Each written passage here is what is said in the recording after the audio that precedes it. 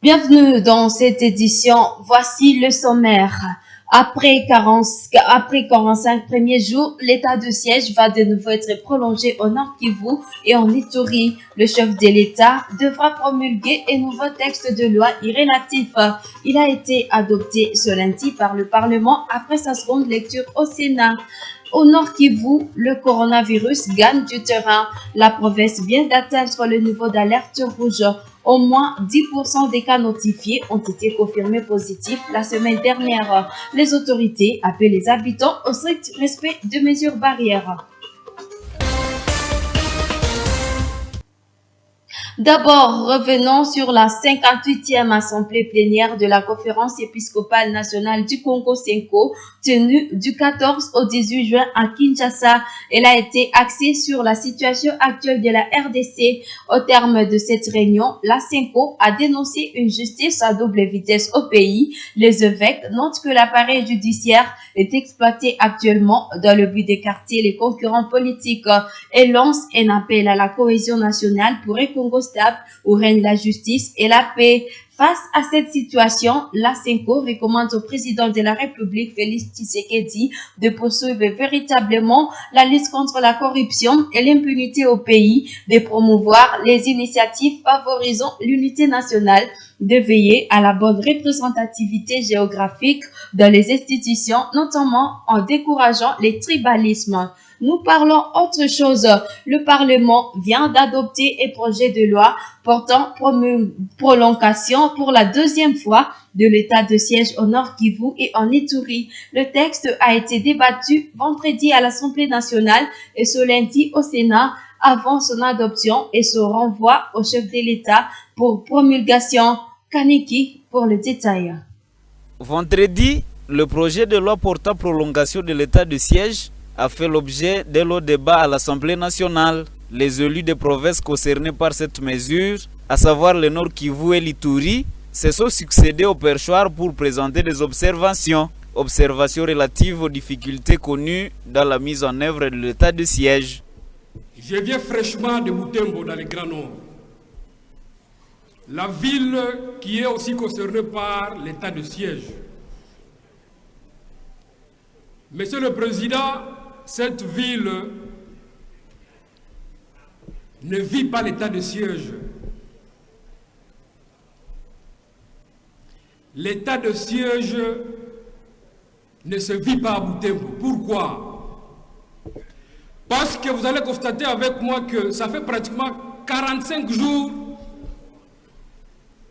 qu'on a proclamé l'état de siège, mais la ville de Butembo n'a pas encore été dotée de ses animateurs, notamment le maire de la ville et son adjoint. Il n'y a pas une semaine, on a nommé un maire de la ville de là-bas, mais malheureusement, le maire de la ville est mort, je crois, il y a 3 jours. C'est pourquoi je demanderai au gouvernement de faire en sorte que cette ville puisse vivre l'état de siège et que les sécurités et tout ce que mes collègues ont dénoncé ici puissent prendre fin dans cette ville.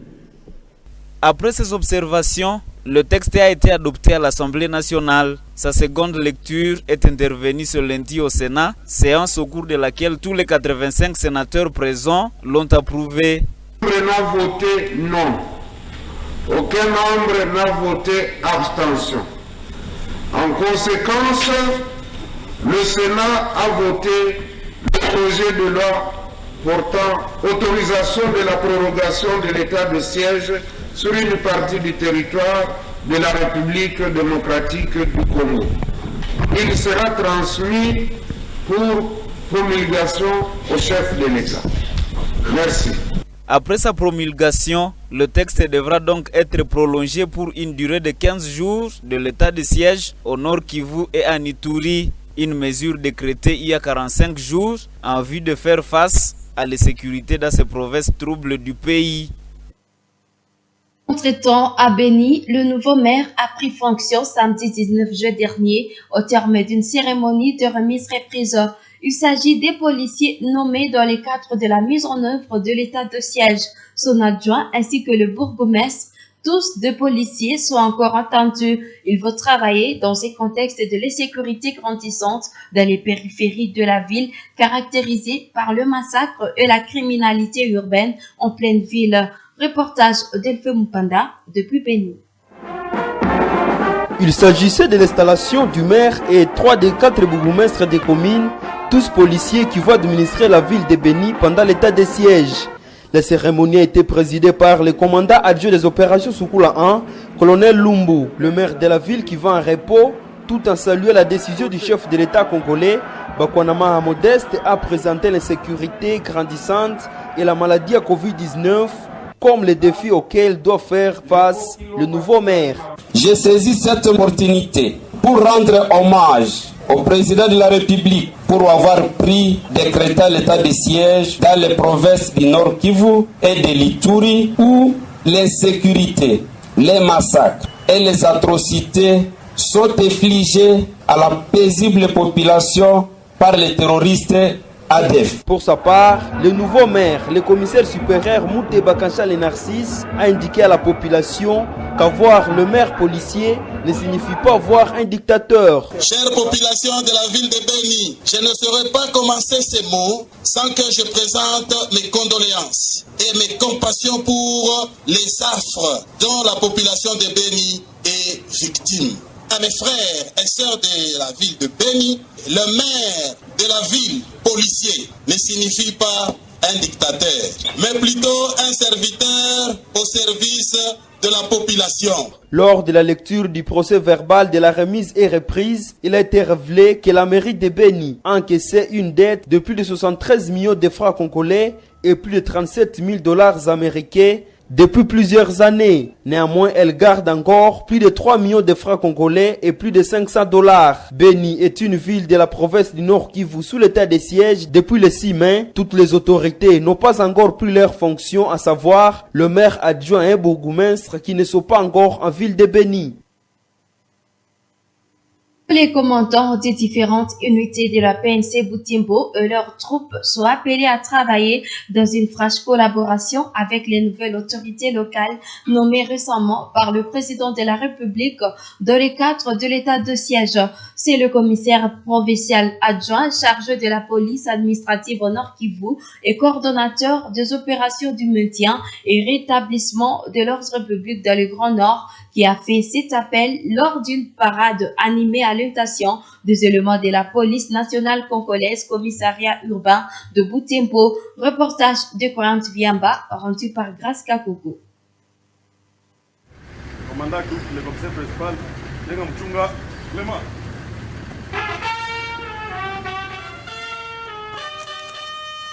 C'est ici à la cour de la PNC Butembo où le commissaire provincial adjoint Goivan Kassongo entretient les troupes. C'est alors qu'il va annoncer la mort du commissaire supérieur principal, Sébastien Lokenye Katunda, nommé maire de Butembo, est décédé à Kinshasa avant sa prise de fonctions et pour qu'il va demander d'observer 1 minute de silence. Avant Tobanda, causerie morale Nabiso, Alinga qui observé 1 minute de silence à l'honneur de celui qui devrait, je dis bien, Oyalinga qui a Kamba ville à Butembo.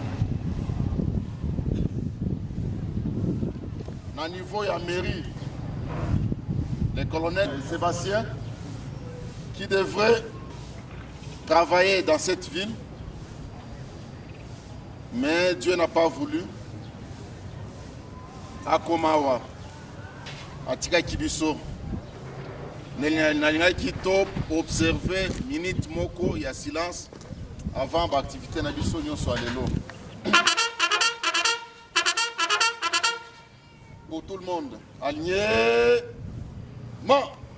gardez, immobile,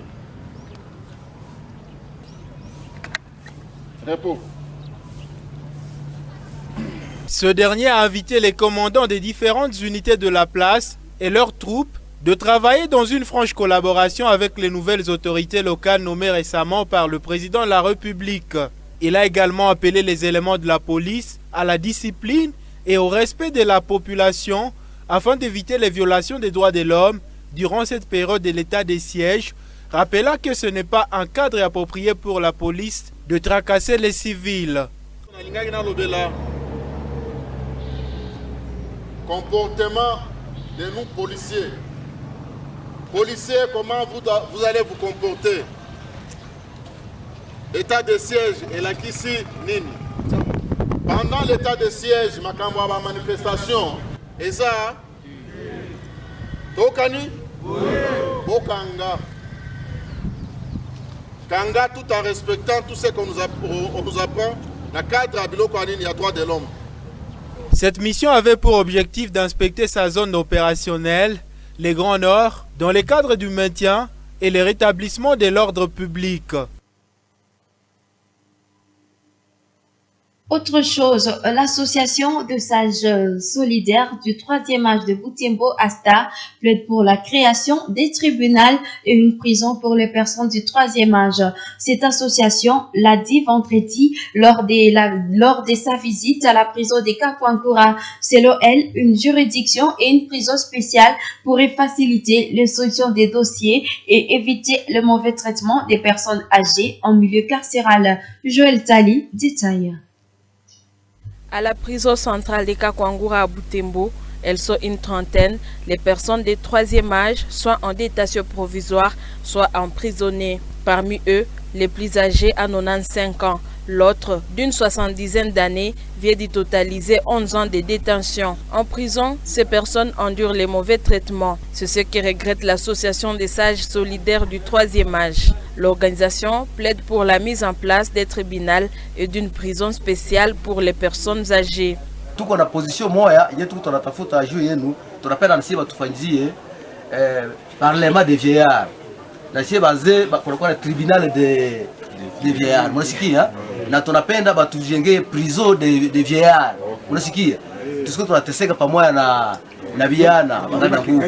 Ile prison tutafanya ombi yetu na tribunal yenu ikuwe, sababu wakati mwanasamba kwenye na wale wauaji wa vitu gani ba tribunal zenu zisikiliki, sababu amujue kujieleza mzuri ndani mbele ya nani ya tribunal, na wengine ni par défaut, wengine ni mashamba, wengine vitu gani. Alafu tunapenda ile tribunal ikuwe ça vile tribunal de la fa iko, sisi tunapenda tribunal des personnes âgées ikuwe. L'association compte multiplier ses plaidoyers pour atteindre les décideurs. Elle sollicite aussi l'accompagnement des personnes compétentes en la matière. Kazi moja tutumika na nyie hapa, tutasaidiwa pamoja na wakubwa wanaita Bureau conjoint des Nations Unies aux droits de l'homme. Maanake ni muungano ya Umoja wa Mataifa ambayo inaangalia haki za binadamu. Alafu majina yenu tutabapelekea, bataona kazi zenu mbalimbali. Kazi tutatumika na nyie, mtu asiseme bongo. Unasikia? Bietu tutakuuliza, unatujibia pole pole, na sisi tunaandika, alafu tunapeleka ile maneno mbele ya wakubwa. Wakubwa wajue watajua sema bo huyu anastahili hivi, huyu anastahili hivi. Bo mwenye atatoka bengine Parmi les personnes du 3e âge détenues en prison centrale de Kakwangura figure une femme. À la santé, le Nord Kivu vient d'atteindre le niveau d'alerte rouge pour la pandémie de Covid-19. C'est ce que révèle à Moto TV la division provinciale de la santé antenne de Butembo. D'après la DPS, pour la seule semaine allant du 14 au 20 juin, au moins 10% des cas notifiés ont été confirmés positifs. La division évoque le non-respect des mesures barrières, la non-adhésion au vaccin et la grève des infirmiers comme probable cause de la hausse des cas de coronavirus. Guy Makele, le coordonnateur de l'antenne locale de la DPS, nous allons suivre ce propos recueilli par Roland Kiakimo. Mais nous avons quand même des défis, lesquels on a un problème assez sérieux en termes de cartouches GeneXpert. Nous avons un problème aussi en termes de kits de prélèvement. Pour dire que c'est vrai, on en a, mais bon, par moment, on enregistre des ruptures. Et du coup, quand il y a des ruptures, on risquerait de ne pas dire fidèlement ce qui se passe dans la communauté. L'autre problème, c'est vraiment une faible adhésion au respect des mesures barrières. Ça, c'est un problème. La population n'adhère pas comme il se faut aux mesures barrières. L'autre problème, je l'ai dit là tantôt, c'est aussi cette faible adhésion à la vaccination. Sans oublier que, avec ça, nous sommes en train d'aller vers la fin du moins des stocks qu'on avait. Nous risquerons de perdre pas mal de vaccins, ça on le sent déjà. En tout cas, la perte sera énorme. Sans oublier que sous d'autres cieux, on a déjà des vaccins, mais bon, on n'en trouve pas. Nous, on en a, on ne s'est fait pas vacciner. Bien sûr, le problème des résistances se pose aussi ailleurs. Alors, le dernier grand défi, c'est vraiment la grève des professionnels de santé. C'est vrai, c'est une grève que j'appellerais beaucoup plus administrative. Et avec ça, il y a un souci par rapport à la remontée des données. On n'arrive pas à recevoir les données telles qu'on devrait les recevoir. Et ça pose quand même des problèmes. Chaque 21 juin d'année, le monde célèbre la journée dédiée à la musique. Lors de cette journée, les amateurs et les jeunes sont encouragés à se produire dans le parc de quartier et les espaces ouverts pour que les gens puissent en profiter. À cette occasion, Monto TV a rencontré l'artiste musicien Deli Kongoli qui se désole du fait que l'artiste musicien soit délaissé par le service étatique. Il note que la protection de leur œuvre n'est pas assurée, ce qui fait qu'un musicien ne sait plus vivre de son métier. Ces propos ont été recueillis par Grace Kaniki. Je dirais d'emblée non. Je dirais pratiquement d'emblée non. Parce que tout est là pour concourir à ce que l'artiste ne se retrouve plus. Et tous ceux qui sont dans le domaine des arts, du moins dans le sens de la vente des produits des arts, personne ne respecte les normes. Et c'est l'artiste qui est sacrifié malheureusement. Et je dis que par rapport d'abord déjà à l'état économique de notre pays, c'était déjà très difficile. Alors quand on rajoute à cela la contrefaçon, ça devient tout un problème. Et je pense qu'il va falloir que l'autorité publique puisse se pencher sur ce cas. Parce que c'est parmi les rares domaines d'activité où ce sont les Congolais majoritairement qui travaillent. Quand on les sacrifie comme ça, c'est tout un pan de la société qu'on sacrifie. On s'y essaye, on essaie pratiquement par rapport au niveau de l'activité qu'on faisait dans le temps. Maintenant c'est mort, c'est plus que mort même. Donc on essaye de conscientiser ce qu'on peut conscientiser, on essaie de parler, par exemple pour notre cas, monsieur le maire de la ville sortant.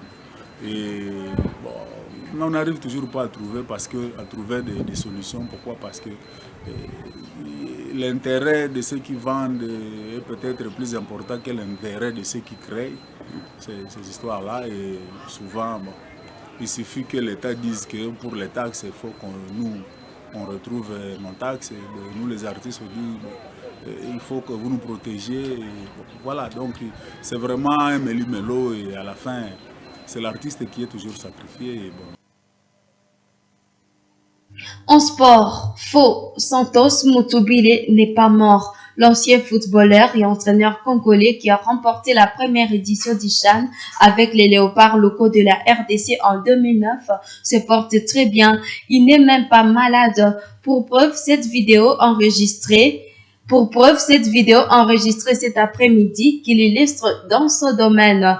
Incompréhension avec la technique. C'est ce mardi 22 juin que l'US Sokozaki de Butembo joue ce deuxième et dernier match de la phase de groupe. Après son échec du mardi passé, le rouge et blanc vont tenter une victoire afin de se qualifier dans un match face au FC Copérama. Le FC Beni victorieux de Izan par 6-0 et quant à lui qualifié pour les demi-finales en Coupe du Congo, c'est l'US Lubero qui va affronter le FC Étoile du Kivu en quart de finale au stade de Martyrs de Kinshasa. Voilà ce qui nous mène à la fin de cette édition. Merci à vous de l'avoir suivi.